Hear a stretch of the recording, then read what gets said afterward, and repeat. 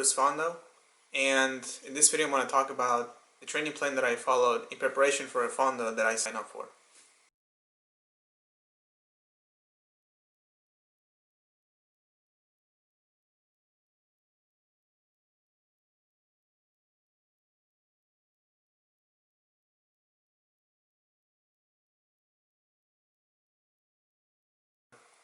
So just to give you a little bit of background, the Fondo I signed up for was Tour the Big Bear. I signed up for the 70 miles or 112 kilometer distance, and it had about 5,600 feet of climbing or about 1,700 meters. Big Bear Lake is at an elevation of 6,800 feet, or Alexa, what's 6,800 feet in meters? 6,800 feet is about 2,070 meters. It's about 2,000 meters.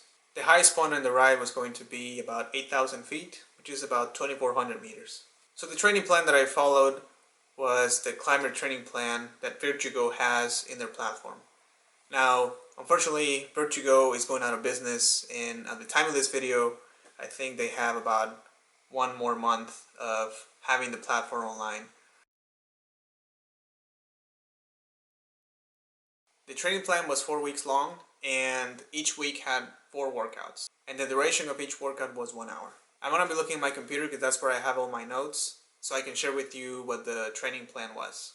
So for this plan, VirtuGo had 3 types of workouts. The first type of workout is called Endurance RPM, and that is intervals between 56 and 75% of your ATP and about 90 RPM for cadence. The second type of workout was Tempo RPM.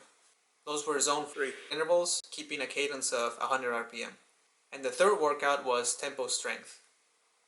Those were also zone 3 intervals, but they were low cadence, so between 45 and 55 RPM. The intervals varied in duration. Some were 4 minutes, some other ones were 7 minutes, depending on the type of workout. Weeks 1 and 2 focused on Endurance RPM and Tempo Strength. So workout 1 was 4 intervals at zone 2 for 5 minutes, keeping a cadence of 90 RPM. And I had 2 10-minute recovery periods, and the last recovery period was 5 minutes. So this training was pretty straightforward. At the beginning I actually didn't pay attention to my cadence, so the first couple of intervals I was just doing at a comfortable cadence.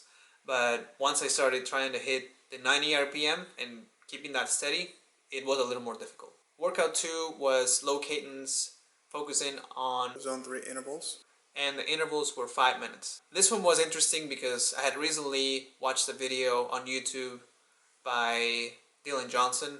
He's a coach that has a lot of content on YouTube, so if you want to get some more tips on training, he has a lot of good content. So in this video, he was talking about climbing training, and one of the intervals he suggested was low cadence intervals. So I just thought it was pretty interesting that now I'm following a workout prepared by someone else that has low cadence and it's geared towards climbing. So I just thought that was kind of cool. Workout 3 was exactly the same as workout 1, and workout 4 was exactly the same as workout 2. And that was the end of week 1. Week 2 had some variations. Workout 1 was what VirtuGo calls Tempo Strength. This workout felt easy, and I had done an FTP test maybe a week or 2 before I started the training plan, and I failed miserably. So I figured, well, I haven't been training a lot, but my FTP should be the same as, the last FTP test that I did, which was maybe a couple months ago. But the workout felt a little bit too easy, so I actually contacted the guys at VirtuGo and sent them an email and said, hey, do you think that, is it just me, or the workouts are going to get progressively more difficult?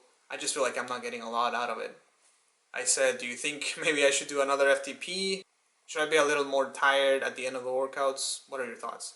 They replied and said, yeah, the workouts should be a little more difficult than what you're feeling. You might need to do another FTP test to make sure that you're getting the most out of the workouts, which is what I didn't want to do. I didn't want to suffer on the trainer for 20 minutes to get a number for my FTP. But hey, that's what I had to do, so I did it. Just finished the FTP test.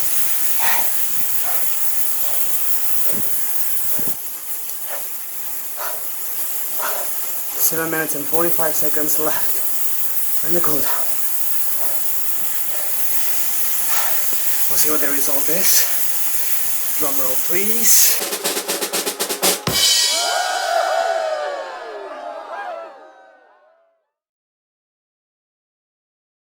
So I punched in the new number in VirtuGo and it adjusted the difficulty of the workouts, and I did workout 2. And workout 2 was zone 3 intervals with low cadence, and it was definitely more challenging. So after that I felt like, okay, I can continue the plan and I'm gonna get stronger.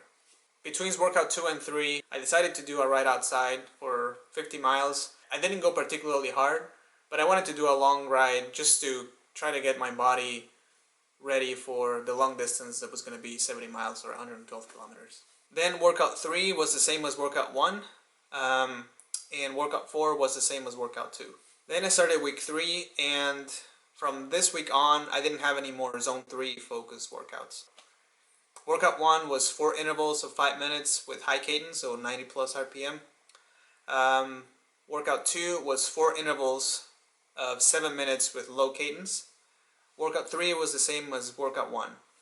And for workout 4, I decided to do a ride outside, and I decided to try out the new FTP. So I did a warm up for about 20-25 minutes, and then I did an FTP effort for an hour, and then just a cool down. Workout done for today, 35 miles. I did 3 laps, or 4. And this third one was at FTP, a little over an hour. FTP right now is, I think it's 197 or 198. So we'll see how we did. Average power 195. There we go. 197 normalized power. So it's good. Week 4 was similar to week 3. The only difference was that the high cadence workouts, which were workouts 1 and 3, were 5 minutes each instead of 4 like in week 3. And the low cadence intervals for workouts 2 and 4 were 7 minutes each. I didn't do workout 4 the last week because that week was the week of the ride. So the 4th workout technically was the actual ride. So looking back at the training plan, here are my takeaways from it. Having an accurate FTP is crucial for your training, which of course you already know, but it was just confirmed by what I went through. Because if you don't have a good FTP, or if you don't have an accurate FTP, then your workouts won't be targeted correctly, and you won't be able to get as strong as if you had an accurate FTP. Having goals keeps me motivated. I didn't really want to work out some nights or some mornings, and there were times when I was like, well, maybe I'll just do it tomorrow, or maybe I'll do it 2 days from now. But then I started thinking, well, I can't really push it that long because I won't have time to finish the workouts in the week, and I had other things going on with work and life in general. So having a calendar with a set time to do it really helps. Having a set amount of training sessions also helps. I had my 4 workouts for the week. Maybe sometimes I did that 5th one, which was the ride outside. So having a set amount also helps to keep it organized. And with that, thanks for watching.